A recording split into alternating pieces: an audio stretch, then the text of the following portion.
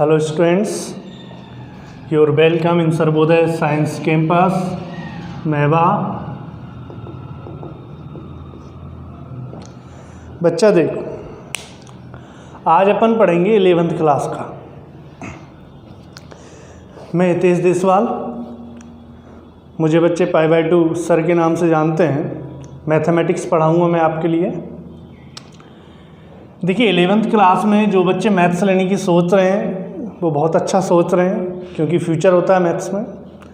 अपन ये भी नहीं बोल सकते कि बायो में फ्यूचर नहीं होता, बायो में भी फ्यूचर होता है। बट कंपेरिजन टू ज़्यादा जो अपन को फील्ड मिलते हैं, ज़्यादा जो अपन को वे मिलते हैं 12th के बाद, वो किस में मिलते हैं? मैथ्स में मिलते हैं। तो इसलिए जिनका इंटरेस्ट है मैथ्स में वो ध्यान से देखना, प्यार से पढ़ेंगे अपन। 11th के बड़े छोटे छोटे बच्चे होते हैं, 10th पास आउट करके आते हैं, वो सोचते हैं 11th का मैथमेटिक्स होता कैसा है। तो देखिए 11th का मैथमेटिक्स कैसा होता है, बहुत चुल्लू सा मैथमेटिक्स होता है। जो आप 10th में पढ़ के आए हो वो तो बहुत डिफ़िकल्ट होता है, बट 11th-12th का जो मैथमेटिक्स होता है वो बहुत ईजी होता है, बहुत चुल्लू सा होता है। कुछ नहीं होता 11th-12th के मैथमेटिक्स में। जिस पे मैथ्स लिखना आता है अच्छे से, ये समझो मैथमेटिक्स सीख गया। सर कैसे? देखिए जब आप 10th में पढ़ते थे, पहले छोटी छोटी बातें बता रहा हूँ, फिर अपन धीरे धीरे छोटी छोटी बातों से बड़ी बड़ी बातें करेंगे। कैसे? सर अपन 10th में पढ़ते थे तो काई टीचर तो सर ऐसे लिखता था मैथ, काई टीचर सर ऐसे लिखता था मैथ, और काई टीचर सर ऐसे लिखता था।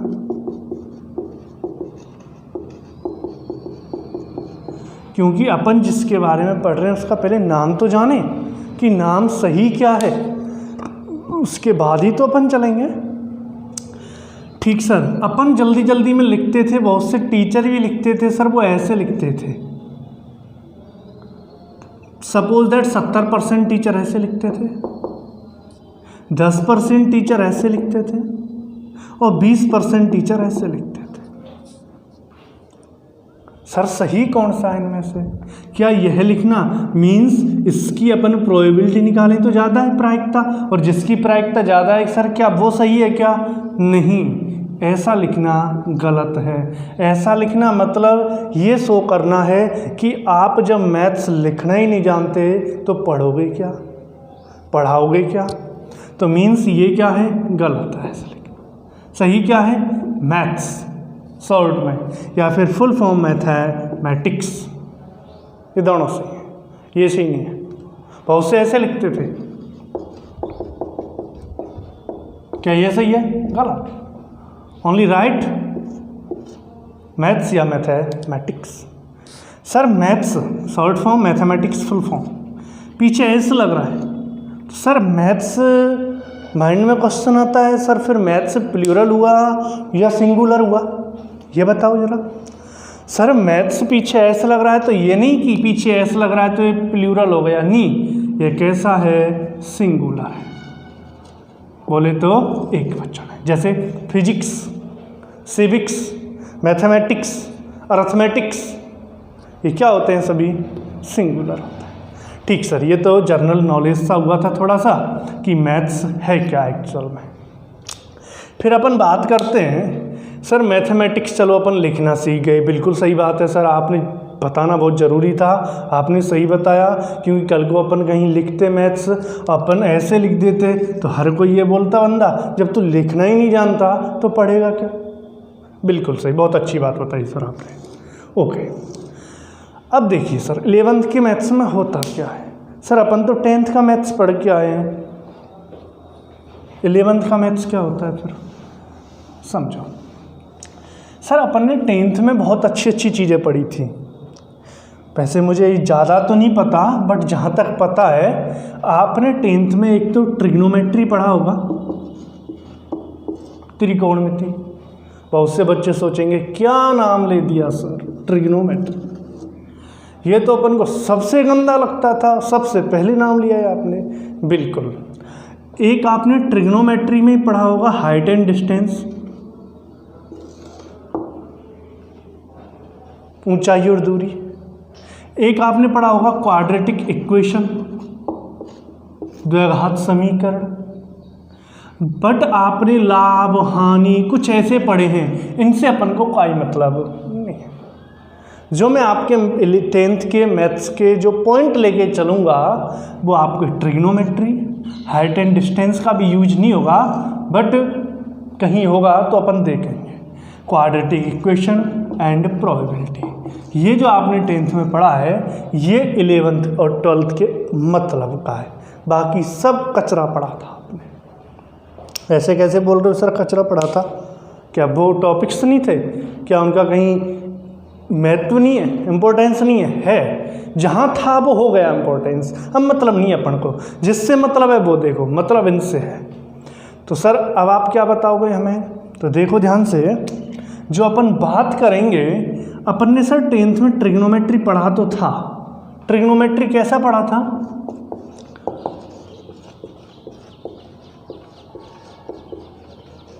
त्रिकोणमिति पढ़ा था सर अपन ने, बिल्कुल पढ़ा था सर। त्रिकोणमिति में सर ने बता दिया कि 6 होते हैं त्रिकोणमिति फलन या त्रिकोणमिति अनुपात, sine theta, cos theta, tan theta, cot theta, sec theta and cosec theta, ये होते हैं। सब जानते हो ना? जो बच्चा इनको जानता है ये समझो उसको मैथ्स पढ़ाने का जिम्मा मैं लेता हूँ। जो 6 नाम जानता है, जो ये जानता है ना, sine theta, cos theta, tan theta, cot theta, sec theta and cosec theta, जो ये 6 जानता है मैथ्स पढ़ाने का जिम्मा मैं ले लूँगा। मीन्स मेरी नज़रों में वो बच्चा सबसे सुपर इंटेलिजेंट बच्चा है। ये समझो वो मैथ्स पढ़ना सीख गया। कैसे सर? ये तो अपन अच्छे से जानते हैं, बट इनका होता क्या, यूज कैसे होता है, बट ये नहीं जानते सर। नो प्रॉब्लम, नहीं जानते मैं बताऊंगा, बट इतना तो जानते हो ना आप, तो ये तो बहुत बड़ी बात हो गई इतना जानना। तो अब समझो सर, जो 10th में ट्रिग्नोमेट्री पढ़ा था सर वो ऐसा ही पढ़ा था बिल्कुल। अब बात आती है, चलो अपन इस पर एक ले लेते, कोई भी उठा लेते हैं इनमें से। सपोज दैट मैंने फर्स्ट ले लिया साइन थीटा।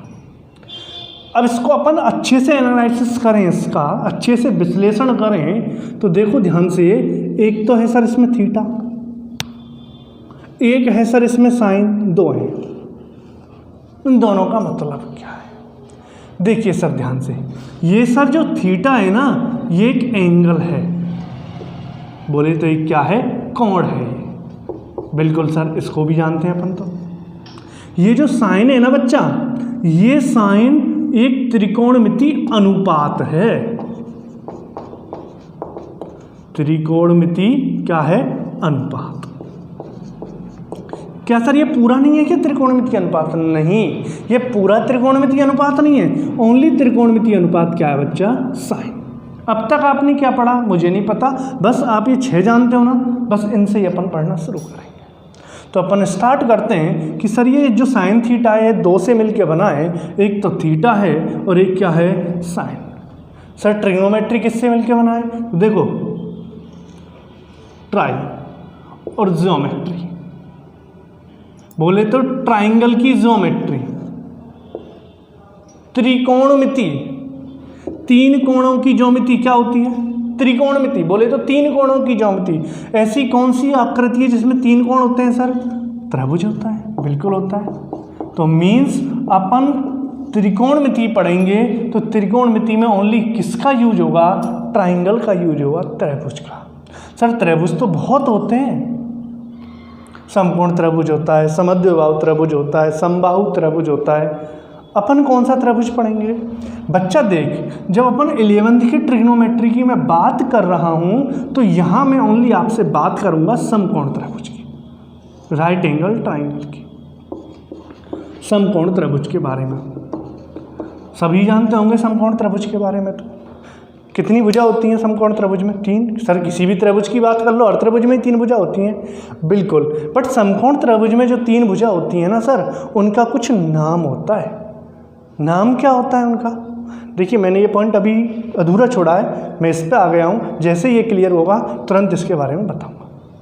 तुम कहो सर इसको बता दो पहले, बाद में ये बता देना, बिल्कुल बता दूंगा, बट ये थोड़ा सा इसमें यूज होगा इसलिए इसको पहले बता रहा हूँ। देखिए समकोण त्रिभुज में सर 3 जो भुजा होती हैं उनके कुछ नाम होते हैं। सर नाम कौन कौन से होते हैं? एक तो होता है सर कर्ण, बिल्कुल होता है, जिसको अपन शॉर्ट में के से लिखते हैं। एक होता है सर लंब, बिल्कुल होता है, जिसको अपन शॉर्ट में एल से लिखते हैं। एक होता है आधार, बिल्कुल होता है सर, जिसको अपन ए से लिखते हैं। हाइपोटेनियस इंग्लिश में बोलें तो परपेंडिकुलर एंड बेस। तो देखिए समकोण त्रिभुज की बात कर रहा हूँ। समकोण त्रिभुज में कितनी भुजा? 3। तीनों भुजाओं के कुछ ना कुछ नाम होते हैं, कर्ण, लंब और आधार। सर अपन पहचानेंगे कैसे इसमें कर्ण कौन सा है, लंब कौन सा है एंड आधार कौन सा है? तो बच्चा देख, मैं बात करूँ कर्ण की, तो कर्ण का डेफिनेशन बहुत सिंपल सा होता है सर, हम तो खूब जानते हैं इसको कि 90 डिग्री के सामने वाली भुजा हमेशा क्या कहलाती है? कर्ण कहलाती है। बिल्कुल सही सर। अब ये 2 भुजा बची, इनको कैसे पहचानेंगे कि लंब कौन सा, आधार कौन सा है? सर मैं इस त्रिभुज की बात करूं, जैसा मेरे पास ये चित्र बना हुआ इसी की, तो इसमें पूछूं लंब कौन सा होगा, तो मैं मानता हूं 80% बच्चा ये बोलेगा कि सर AC लंब होगा, जबकि मैं बोलूँगा कि लंब सर मैं AB भी ले सकता हूँ और AC को भी ले सकता हूँ। मीन्स मेरी इच्छा है, चाहे मैं इसको आधार बोलूं, चाहे इसको आधार बोलूं, चाहे इसको लंब बोलूं, चाहे इसको लंब बोलूं। क्यों? क्योंकि सर जो मेरे पास ये 2 न्यून कोण हैं, इन दोनों न्यून कोणों के बारे में उसने कुछ भी नहीं बोला है, कुछ भी नहीं बोला। इसका मतलब क्या है कि मीन्स सर मतलब ये है कि यदि इन दोनों न्यून कोणों में से कोई भी कोण नहीं दिया गया है तो मैं लंब और आधार का कोई निश्चितता नहीं कर सकता, मैं अपनी इच्छा के अनुसार लंब और आधार मान सकता हूँ। बिल्कुल सही सर। सपोज दैट ये न्यून कोण दे दिया थीटा, तो अब बताओ, अब मैं बिल्कुल अब फिक्स हो गया कि जो न्यून कोण दिया है उस न्यून कोण के सामने वाली भुजा हमेशा क्या होगी? लंब, और शेष भुजा क्या कहलाएगी? आधार। तो मीन्स तीनों को पहचानना बहुत इजी हो गया। कैसे सर? 90 डिग्री के सामने वाली भुजा हमेशा क्या होगी? कर्ण। दिए गए न्यून कोण के सामने वाली भुजा हमेशा क्या होगी? लंब, और शेष भुजा क्या कहलाएगी? आधार, या फिर वह भुजा जिस पर 90 और लेस देन 90 बोले तो 90 डिग्री और न्यून कोण दोनों बने हों, वह भुजा क्या कहलाएगी? आधार कहलाएगी। बिल्कुल सही। ठीक सर, अब जान गए। अब देखो साइन थीटा, जिसमें मैंने बोला थीटा क्या है बच्चा? एंगल है, कोण है। साइन क्या है? त्रिकोणमिति अनुपात है। तो दोनों की अपन बात करेंगे धीरे धीरे से। बात आती है सर कोण क्या होता है? बचपन में खूब पढ़ा है अपन ने कि कोण क्या होता है, एंगल क्या होता है। जानते हो क्या कोण क्या होता है? देखिए कोण क्या होता है। कोण, एंगल। सर बहुत से बच्चे ऐसे बोलेंगे कि कोण सर वो होता है कि मीन्स जब कोई 2 रेखा आपस में प्रतिच्छेद करें तो दोनों रेखाओं के प्रतिच्छेदन से बनने वाली आकृति क्या कहलाती है? कोण कहलाती है। ऐसे ही बोलेंगे ना? ऐसे बोलेंगे क्या सर? ऐसे बताया भी था हमारे लिए सर ने छोटी बचपन में, छोटी क्लासों में। ऐसे 2 रेखा आपस में प्रतिच्छेद करें तो ये आकृति क्या कहलाती है? कोण कहलाती है।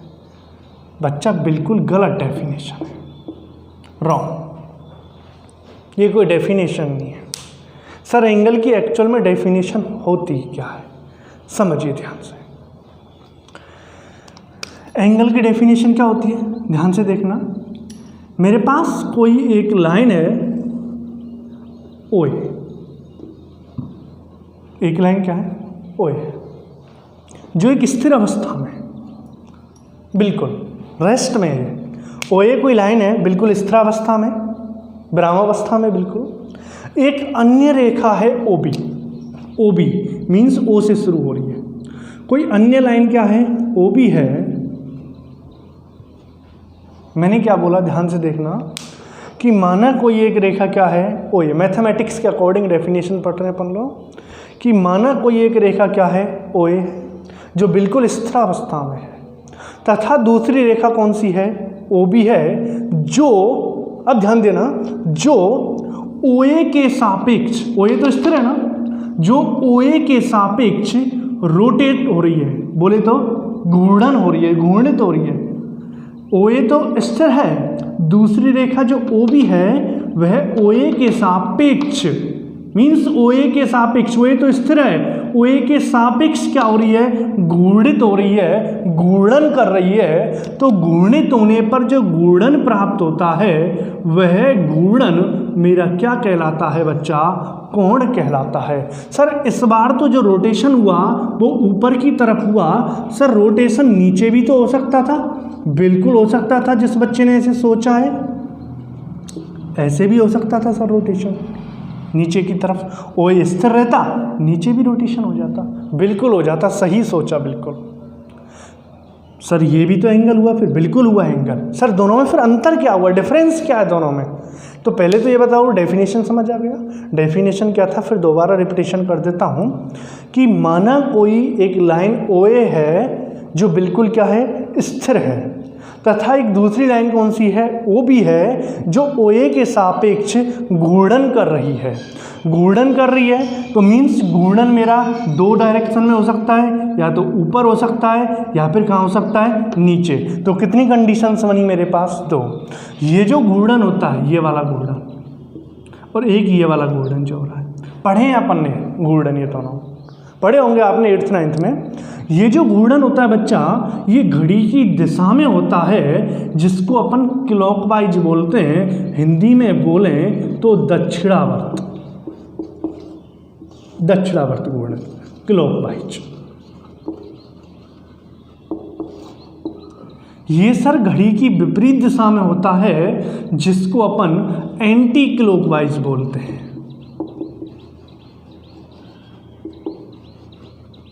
एंटी क्लॉकवाइज बोले तो वामावर्त। सर ये भी नाम सुने होंगे सर आपने,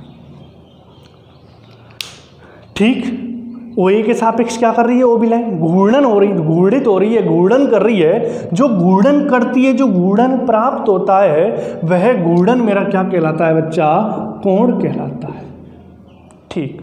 सर दोनों डायरेक्शनों फिर डिफरेंस क्या हुआ कि मीन्स सर जब घूर्णन वामावर्त दिशा में होता है, कहने का मतलब जब कोण वामावर्त दिशा में बनता है तो उस टाइम कोण कैसा होता है, पॉजिटिव। और जब कोण दक्षिणावर्त दिशा में बनता है, क्लॉकवाइज डायरेक्शन में चलता है, तो उस टाइम एंगल का वैल्यू कैसा होता है, नेगेटिव, ठीक। सर ये तो बहुत अच्छी बात बताई आपने, कोण के बारे में बता दिया। बात आती है कि सर कोई भी चीज़ होती है उसको अपन मेजर्स भी तो करते हैं, मापते भी तो हैं। जैसे कोई लंबाई है, इसको भी मैं मापूंगा, जैसे AB यहाँ से यहाँ तक की दूरी है, कोई भी दूरी है मेरे पास, इस दूरी को मैं मापूंगा, या तो इस दूरी को मैं माप सकता हूँ सेंटीमीटर में, या मीटर में, या किलोमीटर में, या मिलीमीटर में, किसी में तो मापूंगा। तो जिसमें अपन मापते हैं वे हमारे क्या कहलाते हैं, मात्रक कहलाते हैं, बिल्कुल कहलाते हैं मात्रक। तो सर कोण को अपन जब मापेंगे तो कोण को मापने के भी तो मात्रक होते होंगे। जैसे अपन ने पढ़ा है 30 डिग्री, 45 डिग्री, तो क्या सर मैं डिग्री को ये बोल दूं क्या कि ये कोण को मापने का एक मात्रक है? जैसे मैं बोलता हूँ 10 सेंटीमीटर, तो सेंटीमीटर एक मात्रक हुआ। तो क्या सर ऐसे ये जो डिग्री लग रहा है, तो क्या ये डिग्री कोण को मापने का एक मात्रक हुआ क्या सर? बिल्कुल, ये जो डिग्री है ये कोण को मापने का क्या होता है, एक मात्रक होता है। तो बट सर यहाँ तो लंबाई को मापने के कई मात्रक थे, सेंटीमीटर था, मीटर था, किलोमीटर था, मिलीमीटर था। तो क्या सर कोण को मापने का एक ही मात्रक होता है क्या? नहीं। जैसे आपने मात्रक जब पढ़ते थे तो सर ने बताया होगा, या मैथ्स में या फिर साइंस में, कि हर किसी मात्रक को जांचने के लिए एक पद्धति होती है, सिस्टम होता है। पद्धति के अकॉर्डिंग क्या निकल के आता है, मात्रक। जैसे आपने पढ़ी होगी CGS पद्धति, MKS पद्धति, FPS पद्धति, या SI मात्रक पद्धति, पढ़े होंगे, नाम तो सुना होगा, नहीं पढ़ा होगा तो ऐसे ही सर कोण को भी मापने की पद्धतियां होती हैं जिनसे मात्रक निकल के आता है। सर कोण को मापने की पद्धतियां कितनी होती हैं और क्या क्या होती हैं, ज़रा उनको भी तो बताओ, हम भी तो जाने। अब तक तो हमने ये कुछ ऐसा कुछ पढ़ा ही नहीं था, सुना भी नहीं था, पता नहीं सर कहाँ से क्या बता रहे हो। सर जो बताया जा रहा है बहुत अच्छा बताया जा रहा है। जो मेरे से ओल्ड स्टूडेंट पढ़े हैं, आपके बड़े भाई बहन कोई पढ़ा होगा तो एक बार उनसे पूछ लेना कि π/2 सर कैसा पढ़ाते हैं और कितना लेवल का पढ़ाते हैं। तो बच्चा देख, कोण को मापने की सर पद्धति, कोण को मापने की सर जो पद्धतियाँ होती हैं वो कोण को मापने की 3 पद्धति होती हैं। कितनी पद्धति होती हैं? 3। कौन कौन सी होती हैं? नंबर फर्स्ट, साष्टिक पद्धति।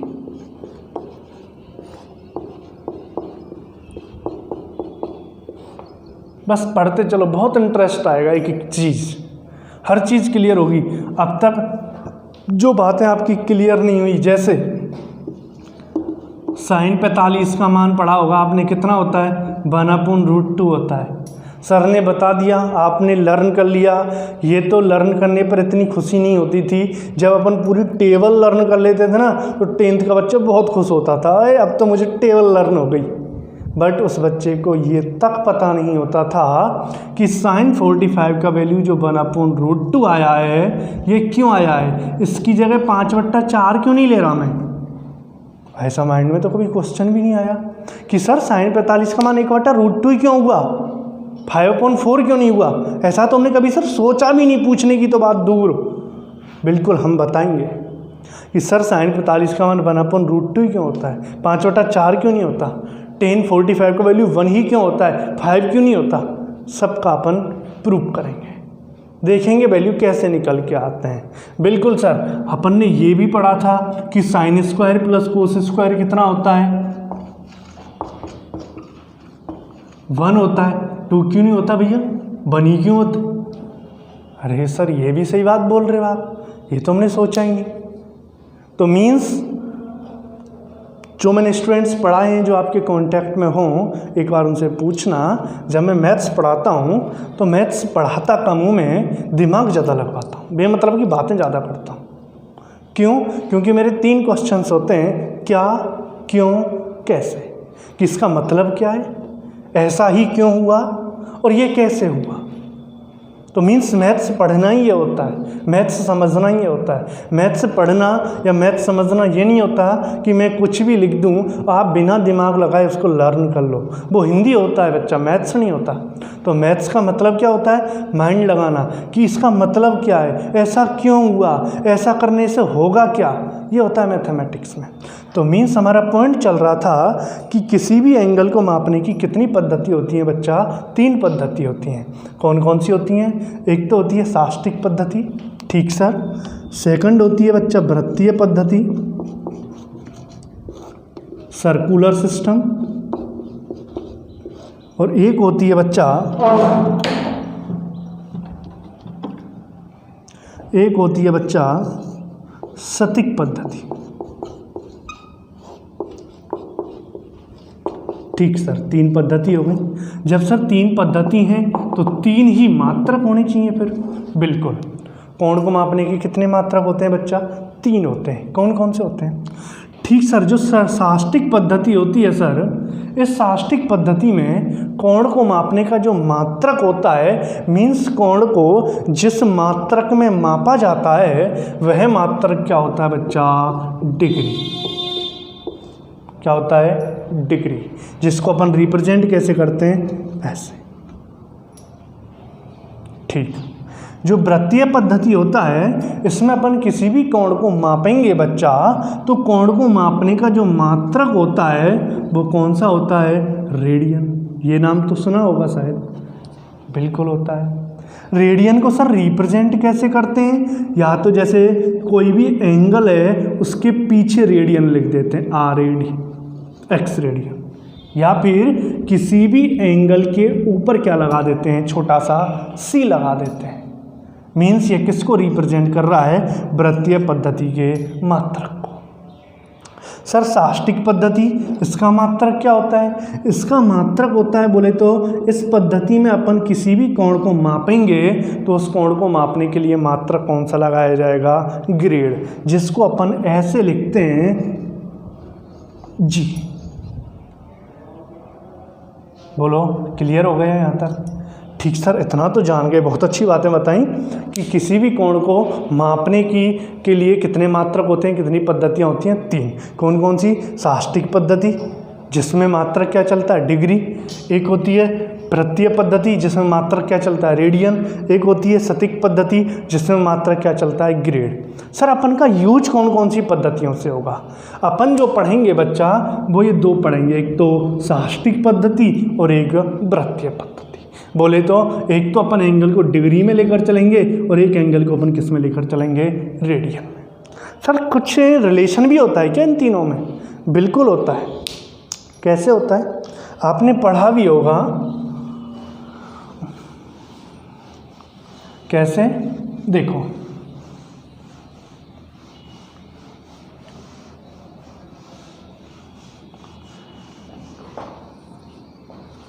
कोई भी एंगल है हमारे पास,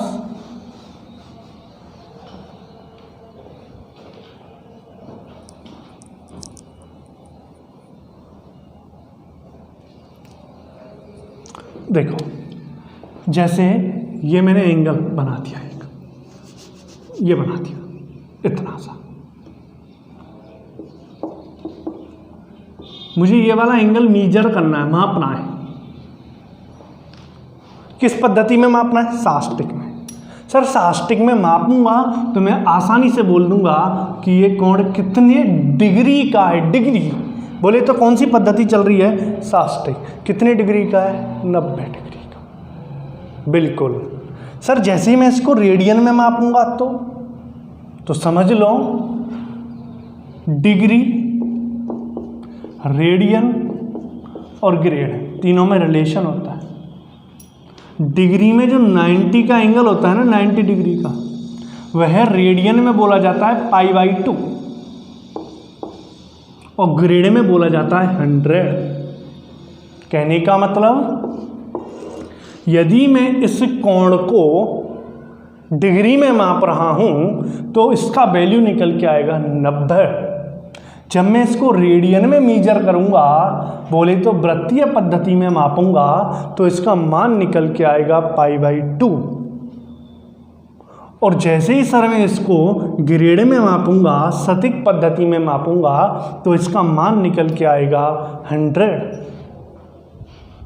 ये क्या हुआ सर? बिल्कुल। देखो डिग्री समझो,